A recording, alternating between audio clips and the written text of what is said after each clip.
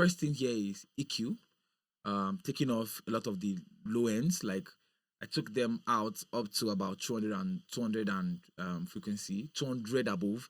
I'm cutting out a little bit of the mid and I'm boosting the highs a bit. So let's hear now. On your mark, get set, let's go. A little bit A and B.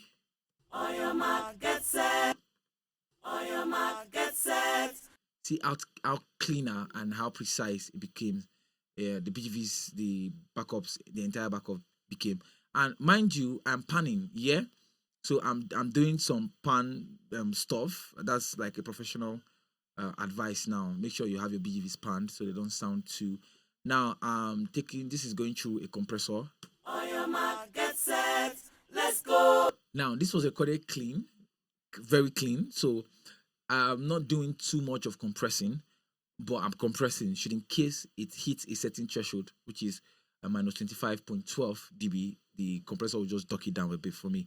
Then my ratio is on 4.3.1. My nail is on 6. My attack is on 0.52 milliseconds. My release is on 120 milliseconds. Yeah, my mix knob is all the way to 100. No makeup gain, no input gain. Yeah. On your mark, get set, let's go. Then I have Pro R reverb, just to put the entire thing in a room. So it sounds. On your mark, get set, let's go. So that's the first reverb on the chain.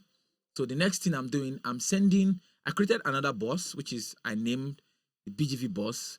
So my output from the BGV channel or the first BGV bus is going to another BGV bus. Yeah. So on this BGV bus, I have CLA 76 on this. Yeah. Some people call it the 1176, but I have the CLA 76 and it's on Bluey. My attack is on 3.17. My release is on 4.41. The input gain is 30. Output gain is on 18. Just to add a little bit of harmonics to the BGVs. Then my analog noise is off. If you turn it to 50, you're going to be hearing a noise, or 60, you hear a certain noise. So, but it's turned off. So my revision is on Bluey. There's also the black key, but let it be on Bluey, please.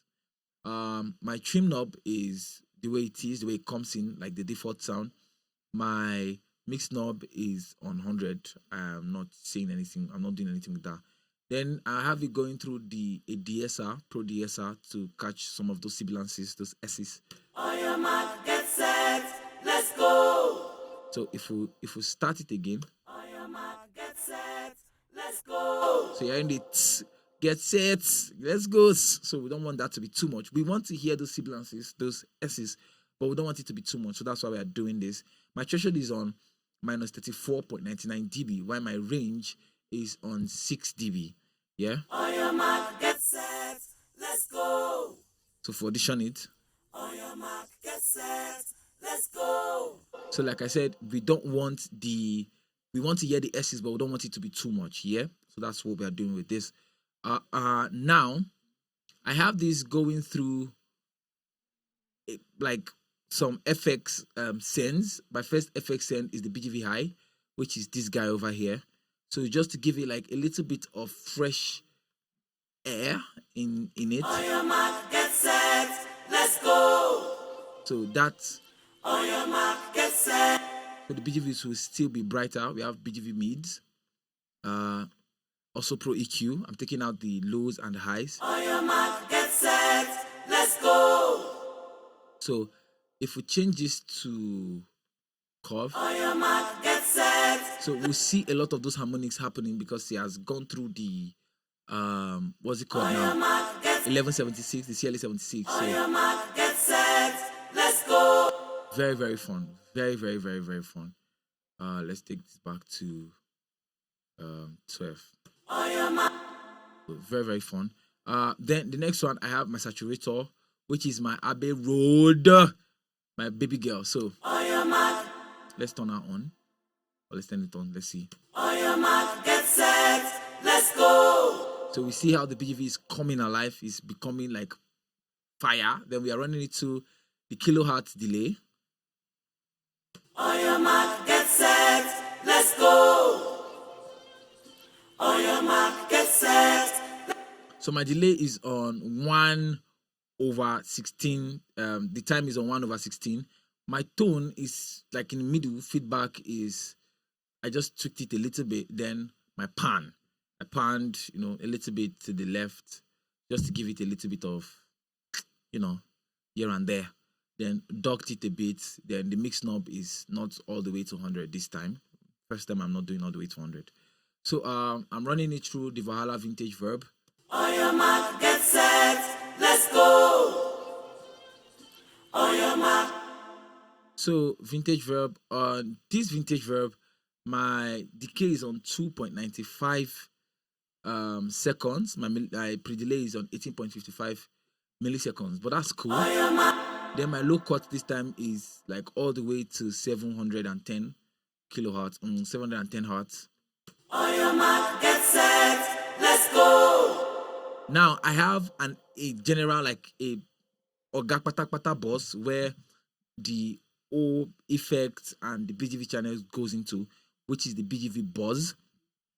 The reason why I do this is so that I can like now talk to all this, information or all these BGVs as one vocal or as one entire element, so I can be able to tweak them a little bit, make sure that they are sounding like this and sounding like this as one.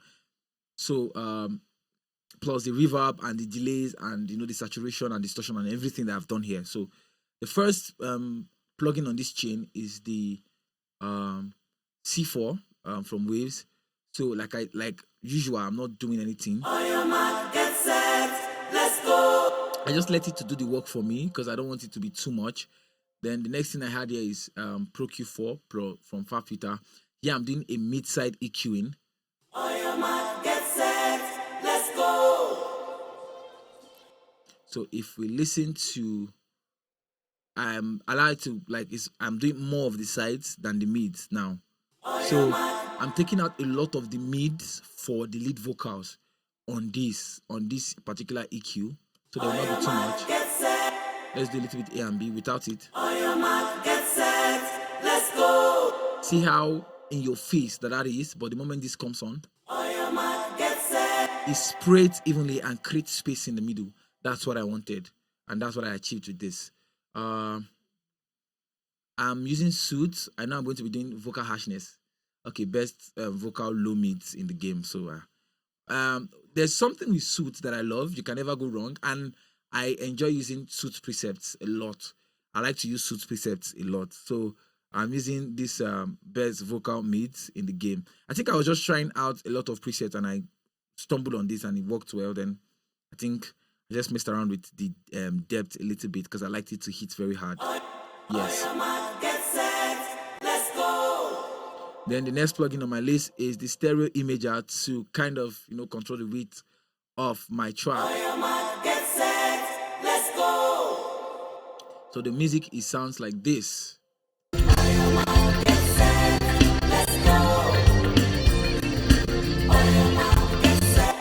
if you notice, my goal throughout this entire mixing is creating space. Now, that's one of the things that you should look towards when mixing. That's one of the targets when you're mixing is create space for other things to come in. So create enough space for other elements, instruments, vocals, whatever, to come in. So everybody is going to have their own various space to shine in the entire song. So nothing should cloud nothing. Nothing should be too higher than nothing. Everybody should just be there and enjoy the music, yeah? Now, the moment we hear this song, it sounds cool, it sounds full, but we all know that it's missing something. Now, what is this song missing? The lead vocals. Now, the moment the lead vocal comes in, we just know for sure that something just happened right now. Did I hear more? So, this is it.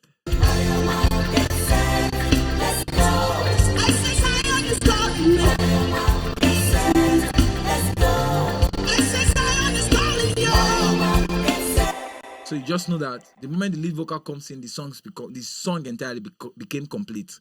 So it's not complete without the lead vocals. It's not sounding full without the lead vocal. There's enough space for the lead vocals to shine. And I still have a lot of headroom. Yeah. So let's talk about these vocals. Let's go into this vocal. So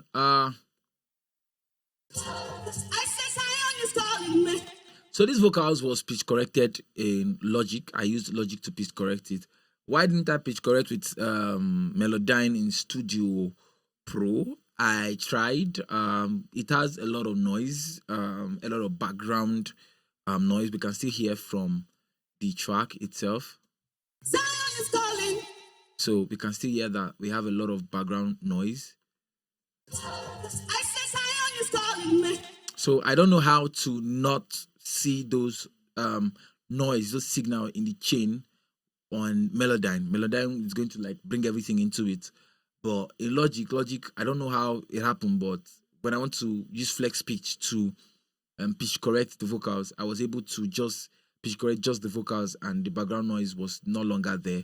And you would ask, gate or use Clarity VX before you go and pitch correct. Now I tried, but it's going to sound muffled if you do it too much. We want the vocals to sound as natural as much as possible. Now, because of how hard I tried to use Clarity VX to make sure that the vocal was clean, the beginning sounded like not cool.